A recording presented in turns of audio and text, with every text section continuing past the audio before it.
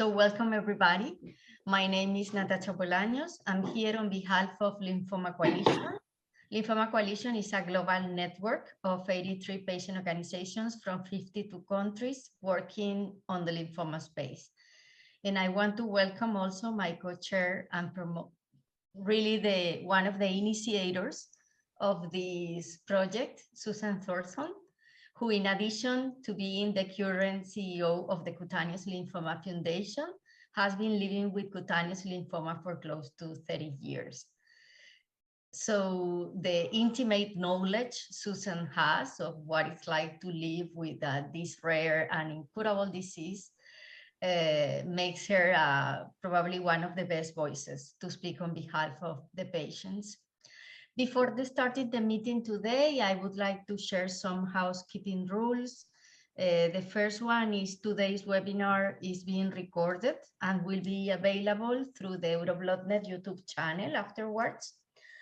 During the presentations and during the interview we will have later with Susan and Keturah, we will appreciate if you switch off, the audience switch off the cameras and the micros, not to interfere, and for everybody to focus only on the speakers. For questions and answers, you can type your question in the chat box at any time, but we will be taking the questions at the end. And now let's see the scene. Cutaneous T-cell lymphomas are rare diseases with an annual incidence of around 10.2 per million person. And this is a very special day for us because we are coming to the end of a series of webinars that we have been working on, first for clinicians and later for patient organizations. And the topic today is so important because we cannot talk about treatments providing efficacy without considering the impact they have on quality of life, on patients' well-being. At the end, it's not only how much days we put in patient life, but how much life we can put in those days. So for talking about this topic, our first speaker is Professor Pietro Quaglino, dermatologist and associate professor of dermatology at the Department of Medical Science and director of the residency program in dermatology at the University of Turin. Professor Quaglino is highly interested in cutaneous lymphoma, but also in melanoma and immune dermatology for both research and clinical practice. He has huge experience in the field of cutaneous lymphoma, ranges from the early diagnosis to the treatment of the advanced phase of the disease. He has been the principal investigator of several clinical trials in melanoma and cutaneous lymphoma. He is past chairman of the Eurordis Cutaneous Lymphoma Task Force and has been member of the board of director of the International Society for Cutaneous Lymphoma, among many other key positions. His passion for research generated more than 200 peer-reviewed scientific papers, and it is a real pleasure to welcome you and to give you the floor. So you can start your presentation whenever you are ready. Thanks so much. Really, thanks so much. I will heartily thank you for the possibility to be here and for this very kind and sweet introduction. Okay, the important point is to be here to discuss with you and share with you challenges and issues related to quality of life, which are of fundamental importance in the management of this kind of disease. So many, many thanks for this possibility. And I think that I can start and share my screen with you. And after the presentation, I will be available for any kind of questions and comments and suggestions that you may have. Okay, today my topic would be, while my slides become, I think that you can see them, but I'm trying to put it in full screen. My topic is impact of treatments on quality of life.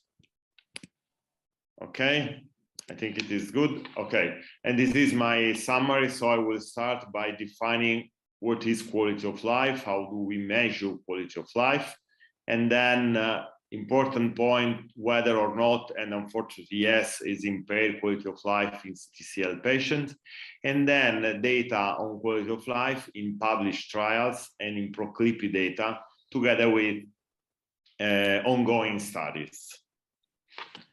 So which could be an operative definition of quality of life, because as you can imagine, quality of life is a large concept with different potential definitions according to different situations. But for sure, what is related to disease is health-related quality of life, which focuses on aspects of patient quality of life in the context of illness and treatment. And since this definition is important to consider that quality of life is related for sure to disease, but also to treatment, which can also impair or worsen or improve quality of life, depends on response and safety of this treatment. And for sure, health-related quality of life represent a concept that includes several different areas which all together participate to definition and existence of this quality of life concept, which are physical, which are psychological, functional, social, and emotional well-being. So how can we define quality of life related to health issues? Basically, a very simple but important definition is the ability of the patient to enjoy and to continue normal life activities in all the kind of these activities are, for social, for working reason, whatever.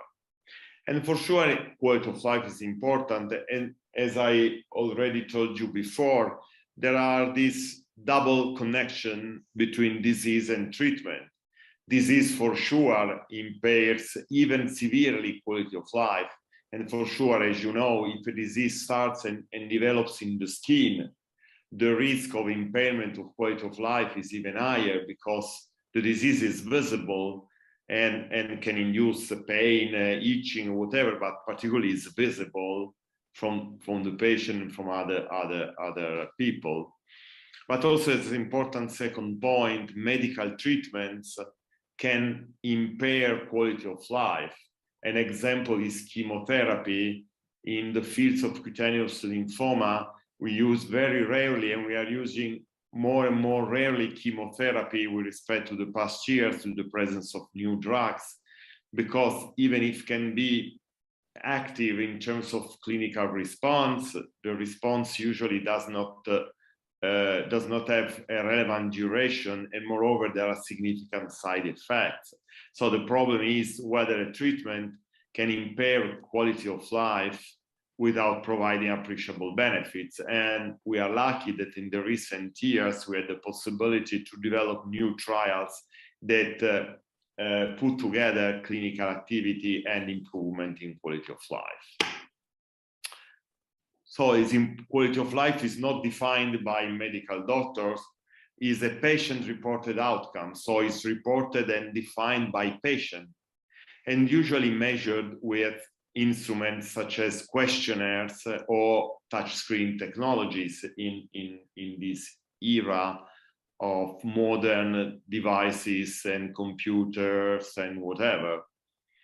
And in the last years, we had a great possibility, and we all agree, to incorporate this assessment into the evaluation of treatment efficacy. So it's not only treatment active because of GIFs responses, but also important whether or not induces an improvement in the quality of life. And so quality of life issues can be used in clinical practice to monitor the impact of disease and treatment, and also to provide evidence for the evaluation in the quality of healthcare and informing clinical and health services decision making. So it's an important point which has important reflection in the daily clinical activity. So if this is a definition, how do we measure quality of life? We have different questionnaires, but basically we have two types of different questionnaires. One is dermatologic specific quality of life test, and the other cancer specific questionnaires. And for sure, dermatologic specific quality of life test deal more on the sphere of cutaneous lesions, whilst cancer specific questionnaires are more focused on the impact of cancers and all type of cancers on well-being. It's important to consider that either evaluating dermatologic specific quality of life test or cancer specific questionnaire, we don't have a specific questionnaire for primary cutaneous lymphomas. We are working on this, and I will show you in the last slides of my short presentation, but at the moment we don't have a specific questionnaire for primary cutaneous lymphoma patients. And this is important for future issues to have this for evaluating this kind of disease. Just to show you, probably you are familiar with this. This is, for example, the Skindex questionnaire, which includes a number of different questions. There's no need to read all of this, but basically, as examples, my skin hurts and my skin condition affects how well I sleep. I worry that my skin condition may be serious. And each patient can evaluate this issue considering his or her specific situation simply by showing what is his or her specific feeling, and so never, rarely, sometimes, often, unfortunately, all the time. And these different responses have a value from 1 to 5. So means that if a patient has a severe impairment in quality of life, this patient will have a higher value for his or her Skindex questionnaire. Okay, so higher values mean lower quality of life. And these are all the other questions that define this questionnaire.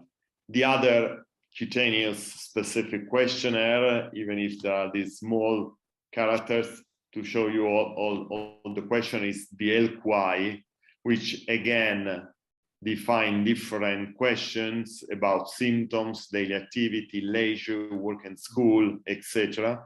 And then, as you know, very much, lot, little, not at all. Again, 3 for the points related to higher impairment of quality of life.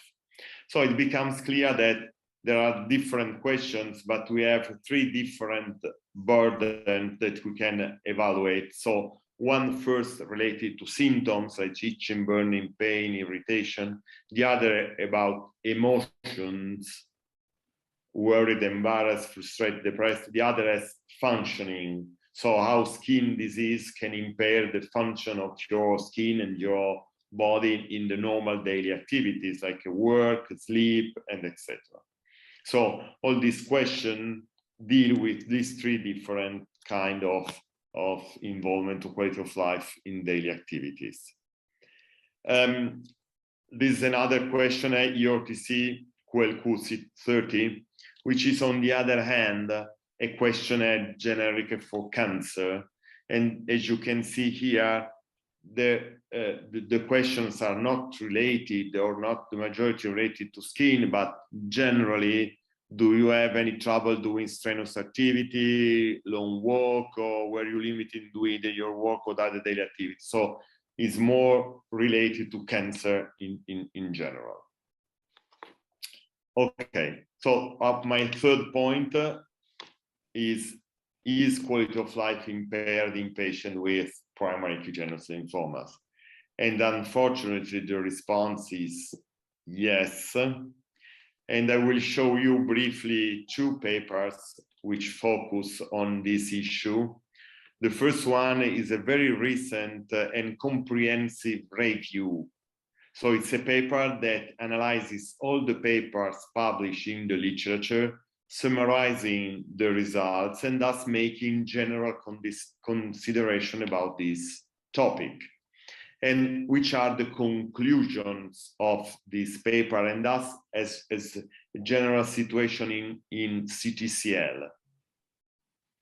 The effect on quality of life was found to be greater in patients with late-stage disease. It means a patient with disseminated plaques or tumors or extracutaneous involvement, as expected, can have a higher impact of quality of life with respect to early stage.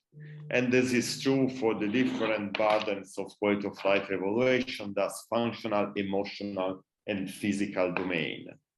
But what is important is that also patients with limited disease, some patches or plaques on the skin, so early phases, so not so large involvement, quality of life is impaired, mildly or moderately, but impaired. That is an important point to consider, and I will show you some slides about that, and also the importance of incorporating quality of life evaluation in the definition of the clinical activity of treatments. Overall, pruritus was the most frequent reported symptom, and significant influence of the disease was found not only in patients, but also in caregivers and family. And this is another important point, because caregivers and family, who are the members that are close to the patient, for sure, have all the same problem in taking care of the patient and can have an impact on their quality of life as well. And the second paper is this one, which reports preliminary data from a large registrative database which is ongoing, which is ProClippy. So all over the world, we are collecting new diagnosis in mycosis fungoides and Sézary syndrome from different countries, putting all the data together to collect large number of data to improve our potential to understand disease course and to help patients and to manage in a better way this disease. And so the conclusion of this preliminary data are that analyzing Skindex, so the question that I show you, that there is an impairment of quality of life, and this is particularly important in late stage patients, in female with respect to male, and this could be discussed, and in patients with greater cutaneous involvement. And SWOT is a criterion to define which extension has the lesions on the body. So higher is SWOT, higher is the extension. So it identifies thus specific characteristics of patients that are related to higher risk of quality of life improvement. So late stage, female, and increased skin involvement. So what about quality of life in published trials? And as I told you before, we have now the possibility to have new drugs, in particular in Italy and Europe in the last years, 2 new drugs, very active, more active than previous drugs, and also with a more favorable profile in terms of toxicity, were approved. One is brentuximab vedotin, and the other is mogamulizumab. Apologize for the difficult names. So let's analyze the data on quality of life in the 2 trials that allow the registration of these drugs. Brentuximab vedotin was approved thanks to the results of this trial, which is the Alcanza trial, which compared the brentuximab versus other treatments, best clinical choice, which were methotrexate or bexarotene. And this is a little bit outside the quality of life issues, but also I think it is important to show you how we are considering the clinical activity. For example, this trial was important because it has as primary endpoint ORR4, which is the percentage of responses over a response rate, the percentage of responses which lasted for at least 4 months. So it is important not to capture only the response, but also the duration, because sometimes, unfortunately, there is a response, but it's short-lived. So we want to check if this drug can induce long responses with a longer duration. So this was the reason why we selected this ORR4. And the other important point is that in the key secondary endpoints, but it's secondary, I mean, for the study, but it's relevant for sure, there is the rate of complete response, the outcome of the disease, and the patient-reported outcome. So measure of quality of life using Skindex. And for sure, brentuximab vedotin induced an improvement with respect to the control arm for all these endpoints, and in particular also for the Skindex symptom domain, with a significant reduction, so an improvement, because if you remember, in the presence of higher values, there is higher quality of life impairment, so there is a reduction, and the reduction was significantly higher in patients treated with brentuximab with respect to the other patients. And here you see a little bit small pictures, but if you can see and focus on this, in red is brentuximab, in gray is the other arm, and you see there is a significant benefit in all the domains that you see, so the total score, symptoms, emotions, and functioning. Functioning, the difference is a little bit smaller, but again significant. And also this that you see on the left is another important analysis that consider patients with neuropathy, so as side effects, which did not have worsening in Skindex 29. The other study was Maverick, which allowed the registration of another drug, which is mogamulizumab. Again, the study was randomized against another drug, which is vorinostat. Again, the primary endpoint was progression-free survival, but again, patient-reported outcomes were included in the endpoints. The study was positive, so MOGA was superior to the control arm. And also, we can skip this, and also about Skindex analysis, these are a little bit complicated graphs, but considering MOGA in red and vorinostat in black, you see that there is a more significant change from baseline.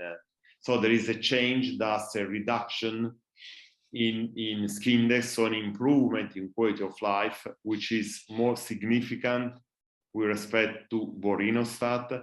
And also, as you see here, the time to symptom worsening, so the time when symptoms unfortunately worsen is more is longer, and you see we have a lot of more patients that have no worsening of symptoms with respect to vorinostat. So this drug can induce a significant impairment also in quality of life. Besides clinical trial, also ProClipI data consider with very carefully this issue.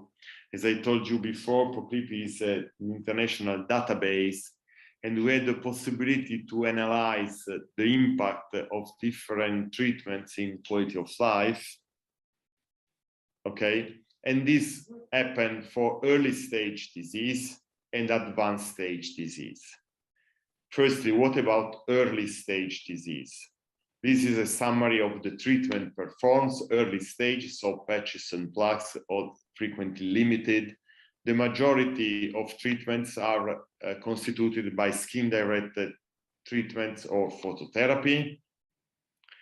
And we had the possibility to check for skin index analysis in a part of patient 121 before and after the first line of treatment. So this is before. So these are early stage patients. As you see here, considering values before treatment, around 32%, so 1/3 of patients, had values that were consistent with moderate or severe 20% impairment in quality of life. So it means that 1/3 of patients with limited patches and plaques can have a moderate 20% severe impairment in quality of life. And you see are the patients above these red lines. What happened after treatment? Global before, global after, there's an improvement in skin index values. And this happened for all the domains, so symptoms, emotions, but not functioning. So the burden of quality of life impairment in this patient is more pronounced for symptoms and emotions, but it's very important because symptom means itching, pruritus, burning, etc. And emotion represent daily emotion related to quality of life, whilst functioning, so how the body works is not less impaired. Another important point is that for sure this treatment gave a response, clinically evident, but sometimes we can see also that even in the absence of clinical response or reduction of lesions, so in patients with stable disease, there can be some reduction in skin index, so an improvement in quality of life. And this is important because we have to consider this and reflect how we can evaluate response, because if I have a patient with limited lesion without an improvement clinically, but with definitely important improvement in symptoms or in emotions or in quality of life, this could be a good response. And I think that time is running fast, and these are my last slides, also for advanced cases, so more severe prognosis and also severe impairment. You see new drugs, as you see here, in all the domains, and here also functioning, because if we have erythrodermal tumors, the reduction in these lesions imply a significant improvement in quality of life. So treatment can induce an improvement in quality of life. I think that we can skip this, which is a little bit complicated. And just to conclude with this important ongoing study, which is a study done within the Eurordis Cutaneous Lymphoma group in association with the help of the quality of life group of the Eurordis to try to develop a questionnaire of quality of life specific for cutaneous lymphoma patients. There are different phases, and I am happy to tell you that there are 3 phases, 1, 2, 3, and we have now completed the first phase. So we have included a number of patients, and we have analyzed quality of life according to standard questionnaire to identify the issues specific for cutaneous lymphomas. And we are ready to move towards the second phase. And we have recently published, thanks to the leading group of Birmingham, Professor Julia Scarisbrick and his co-worker Kevin Molloy, and the collaboration of other people throughout Europe, presented the first results at the last Eurordis meeting in Marseille a couple of days ago. So this was my last slide. Many thanks to all of you for listening, and I'm available for all your answers, for all your questions, to answer to all your questions. Sorry for that. Thank you. Thank you very much, Professor Quaglino, for this insightful lecture. Susan, we thought we were taking questions at the end, but if you were having an interview, you prefer to do it differently, or? Well, let's see. I think we have time, so I'm available. Yeah, or we can do why don't we do the interview with Keturah, and then I think it will, unless there is a burning question, and I don't think so, because we don't we can have the two perspectives. I think that will be good. I think fantastic. That will be good. Yeah. So thanks to Keturah so much. Happy to see you. Thank you. Thank you so much. Thank you for your presentation. After this insightful lecture, it's time now to welcome Keturah Harris. Keturah is an award-winning inspirational author, business consultant, and career strategic. Keturah holds an MBA in change management, as well as certifications including human resource management, spiritual care, and psychotherapy. In the words of those who know her well, Keturah is a top-notch consultant, coach, and mentor, has a dynamic personality, and it's a leader with presence. She possesses depth of experience and knowledge in a wide range of areas, from business and strategy development to career consulting. Her passion for developing people and the quality of her work are an inspiration to many. And I think that we are very lucky to have her with us today. I now call upon Susan Thornton, who will be having an interview with Keturah Harris. The floor is yours. Thank you, Natasha. And it's such a delight to have Keturah with us today. And gosh, there's so many different places we could go, but I think jumping off of what Professor Quaglino had talked about on the clinical scientific side of capturing the importance of quality of life, I think, Keturah, maybe where we can start is a synopsis of your journey in living with cutaneous lymphomas and kind of what it's been like from the patient perspective and the impact on your quality of life, dealing with the treatments and ongoing disease management, and how that has played a part of how you've gotten to where you are today, because your journey has not been an easy one. So I'm going to let you share a little bit about your experience and perhaps some of the other components of quality of life that don't necessarily get captured within that clinical, very clinical, numeric component, if that makes sense. Sure. Thank you, Susan. A delight to be here, and thrilled that this work is going on. So grateful that this work continues, and I believe that it will have an impact on patients and clinicians as we work with patients moving forward. I'm coming to you from Canada, and it's morning, so bonjour or buongiorno, and I was diagnosed with MF back in 2013, September 17, 2013. It was the day after my 47th birthday, so it was quite the gift. For 7 years prior, I had been misdiagnosed with atopic dermatitis. And that was a period which I would describe as hell, because I had chronic itch, pruritus. I had sleepless nights for 7 years. And I also lost my hair. All of this combined with the long-term effect of sleep deprivation does not actually affected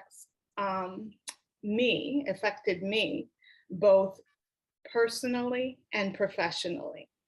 The domains of quality of life that I kind of pay attention to are the physical, what's happening to me physically, and also what's happening to me mentally, emotionally, socially, economically, and spiritually. So those are the things that matter to me that I kind of track as I look at my journey with the disease. When I was diagnosed correctly in 2013, I immediately began phototherapy. And phototherapy, I did PUVA, is quite a demanding process. It doesn't seem like it at first, but it is a demanding process. It takes a toll on you. It implies that you have to go several times to the hospital. Yeah. Absolutely. And when that hospital is an hour away from you and you are working full time, it's quite the challenge. So very demanding. It's also tiring. So I don't know if the tiredness comes from the commuting or the actual increasing treatments themselves, but it's tiring, there's burning, there's discomfort. So that was part of my early introduction, as well as some cortisol creams. We stayed topical until the disease progressed within about a year and a half. And again, in this time, as it's progressing, as tumors are developing, we had to take a look at some of the bigger pieces like radiation and immunotherapy. Those were game changers for me in terms of my quality of life. Physically, the toll was impairing. I like that word impairing. We use the word disabling a lot, and my doctors described it as disabling. The energy, the immunocompromise, the disfiguration that the disease itself was causing, as well as the treatment of the wounds that were developing, all of that was very demanding on me and quite exhausting. In addition, socially, skin conditions tend to be stigmatized. So having visible disease became a very socially isolating experience. And as we're seeing, even with the pandemic, social isolation is not good. It does take a toll mentally, resulting in myself moving from a very extroverted person to a very introverted person who was very anxious. It's traumatic. And so trauma was the term that my therapist would use in terms of how I was coping with and needing to grow from this disease. In addition, economically, it was disruptive because now suddenly the work that I did as an author, as well as a consultant and a counselor, I couldn't do those in the same ways. Personally, I couldn't show up. I couldn't be in crowds. I had to socially distance. Many of the COVID protocols that are put in place are protocols I was practicing prior to the pandemic. And so that was pretty crushing socially and would probably be pretty profound on the Skindex. And the cost of treatment began to climb even as my income began to fall. So that in itself can lead to a lot of stress, a lot of anxiety, a lot of wanting to push and take on work at times when really the focus needed to be on healing, recovery, and trying to get the disease under control. And spiritually, it was a crisis of faith. And my belief system was shaken. I'm thankful to say that it was deepened, but it was a process of taking a look at, well, what do I believe? Why am I here? It was a crisis of existence.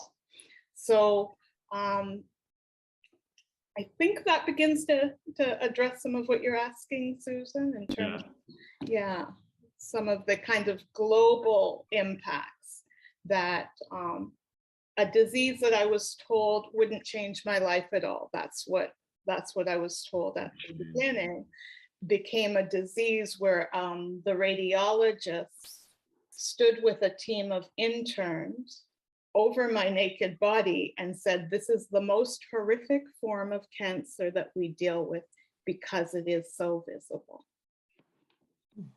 Wow.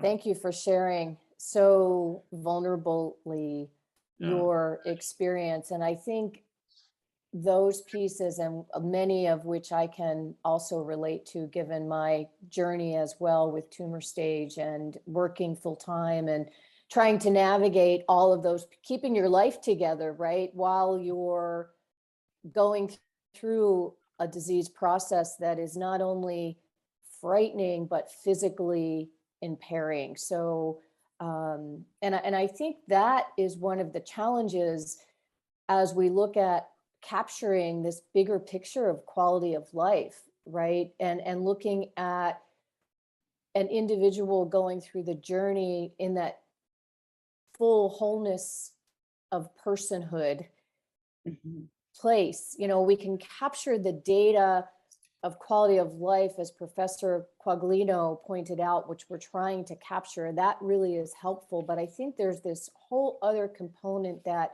you can't capture in a survey at a moment in time, right? And we've got to find a way to understand the patient journey, which is different for everyone, but there's some similar threads.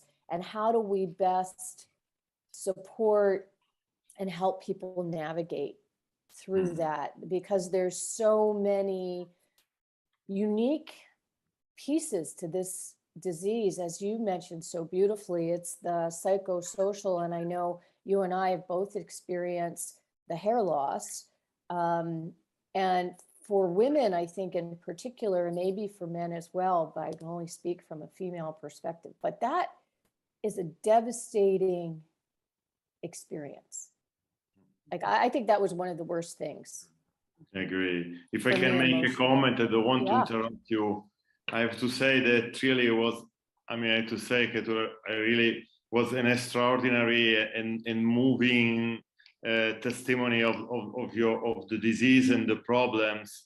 And I think also important to understand which are the most important point that we have to improve in the management of this disease. As you mentioned, the difficulties in diagnosis, which is a very important point.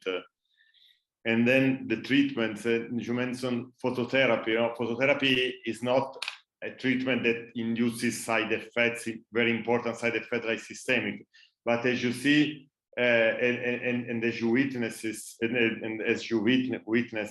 it's difficult because it takes a long time to come to the hospital and to come back and induce fatigue. And so it's important how to also such like treatment can induce an impairment and difficulties in the daily activities.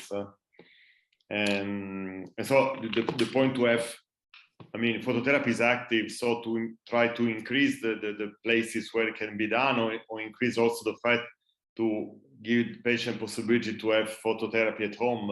I don't know if in US and Canada is possible. In Italy, it's really difficult to have through the national health system. And also an important point, considering the question from Birgitta, thanks so much. Is there any research done on the influence? No, unfortunately, no, but it's important, and we are understanding also importance to have a psychologist for our first evaluation, like in other, like for other situations important with quality of life impairment. We are understanding the importance of having or asking for a psychological consultation, not because we consider, I mean, there's a difference between psychological and psychiatric. Sometimes patients don't understand. Psychiatric is related to psychiatric disease, but psychologically it's related to quality of life. There are no data, but I think, for example, in Italy, the first visit of a patient with primary cutaneous lymphomas, as well as other oncological disease, implies the presence of dermatologist, of a nurse, and the psychologist who is available. then the patient can decide yes or not now, because also I think that you need, I mean, we are available for helping patients, so it's really very, very important. Absolutely. And I just to kind of add to that, I don't believe I would have continued life without mental health support through a psychologist. Okay, that's an important point to teach us how to work. So it's a very important, a very marked feeling that you have. Yeah, I do wonder how many we lose to the disease, not because of the disease, but because they decide that life is too hard with this disease. So, and now the situation is better. Oh, I hope. For me? Yeah. Oh, well, because I was worried. Well, the fact that I can be on camera today is a good thing. Okay. Yes, I've been, interferon did a wonderful job of dialing it back from large cell transformation. Okay. So that was a gift. And then that gift kind of went away as it began to have negative impacts on my blood. And the drug became no longer available. Okay. Yeah. So I now have a home phototherapy unit. Okay. Okay. Great. So it's important the activity of combination as you read is also to put different drugs together and see and identify the best combination for the disease manifestations. Right. I'm on a retinol as well as the phototherapy, and we're seeing if that's going to make a difference moving forward. And yeah, and a lot of prayer. Great. Wonderful. You're perfect. Okay.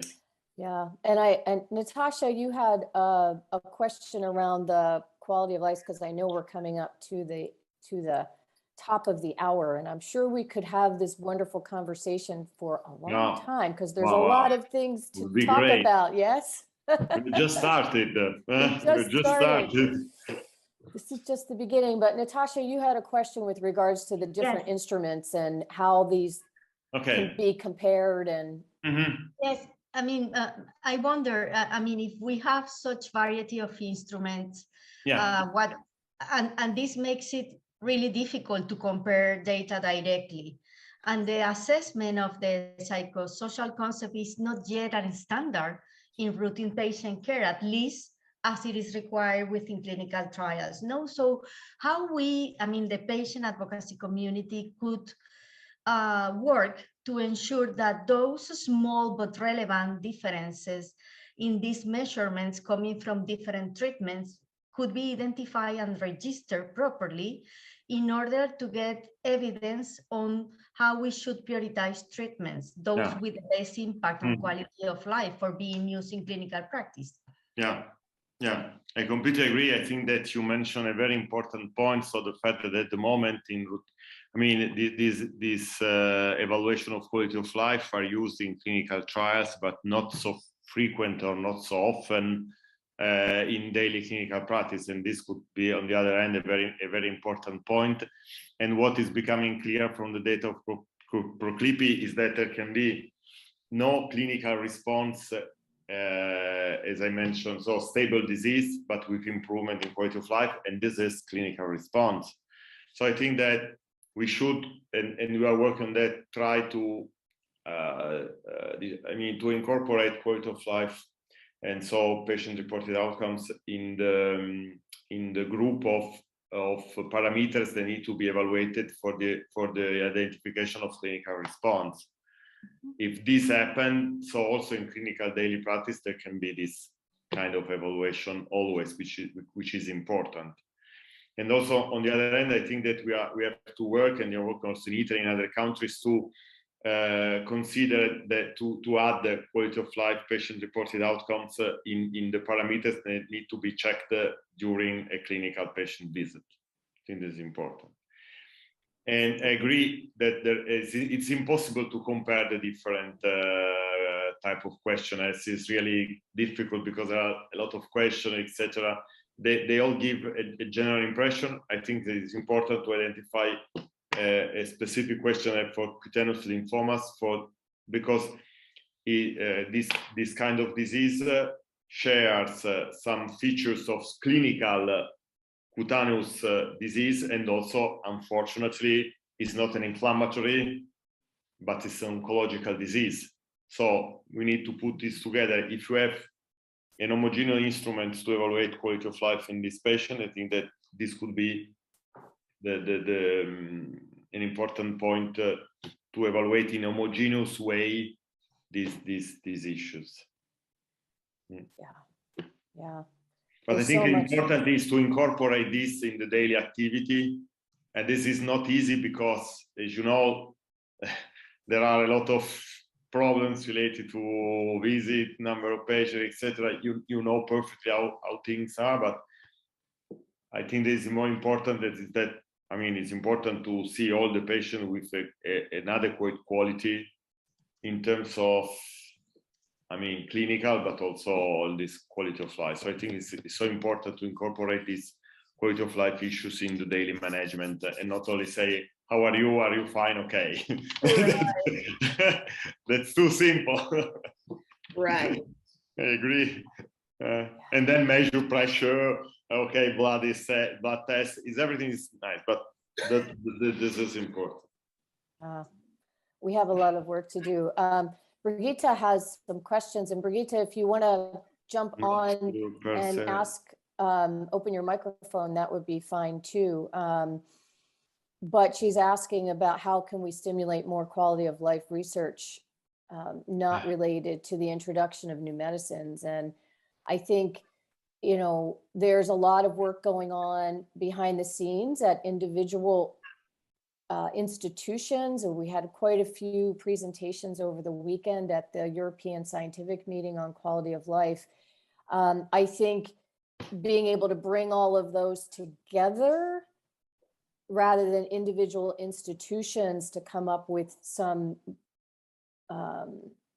collaboration of data, and then as Natasha noted, our Lymphoma Coalition annual patient survey, which is coming out, I'm going to do a plug, early next year again, we had over 500 cutaneous lymphoma patients respond to that, which is, I think, different data from the patient perspective, not while they're sitting in a clinic answering a survey, but as they have the opportunity to answer some of these questions related to quality of life, gives us a different lens. And if the more patients from around the world we can have answering those questions, the more data we can capture and look at trends, and then be able to correlate that with the work that's being done on the clinical side through the Proclippi, through the other individual surveys, as a community of both patients and clinicians and researchers to say, how do we do this better? How do we help patients manage better? How do we understand what some of the impacts on quality of life are that may not be targeted at the clinic level? Brigitte, I'm gonna. No, it's okay. It's a difficult point. I don't have an answer for the question how we can do. I think for sure we have to work together. Basically, I think that this is a very rare disease. I think that it is not possible to treat patients in all the centers, but we have to identify referral centers, and we already are. So if this referral center work together on the basis of institutions like UTC or ISCL or USCLC, together with patients association, this could be the basis for define consensus papers that clearly state this. And this is the first point, because if you have consensus papers, we have guidelines, and then we can do all the other things and up and after. So work together as organizing this and discussing together and sharing evidence and witness, like this beautiful that I heard today by Keturah. This can really help in identifying this important need. Yeah. Well, I think we are running out of time. Sorry. So I don't know if always. you have any other burning questions, Susan, Pietro, Keturah, or anyone else or wants to Enzo, have a last. Giuseppe, or Keturah, is there anything that you would like to share from the patient perspective that may be of help to other people as they navigate their own challenges through quality of life? And I know you've done a lot of things to help yourself manage, and I think that might be helpful for some other folks. Maybe that's a good place to finish up. Right. I think it's good to know that there is help, that help is available. There is psychosocial support available, and sometimes patients do well to advocate for themselves, because I did fill out the quality of life survey, but nothing happened from that, right? So sometimes I really think it's important for patients to know, gather a team, assemble a team around you. You probably will need someone to help navigate funding for some of the treatments that you might be involved with. You may need someone to help do peer-to-peer networking. And that's where the Cutaneous Lymphoma Foundation has been life-saving for me, because resources that I didn't know were available were suddenly available for me to see and for me to explore. And I knew that there was hope. Understand that research is going on. So important, because you can feel hopeless in the disease, especially when a treatment fails. I think that establishing a standard among practitioners that it cannot be just a one and done. It's not just a dermatology issue. It's not just an oncology issue.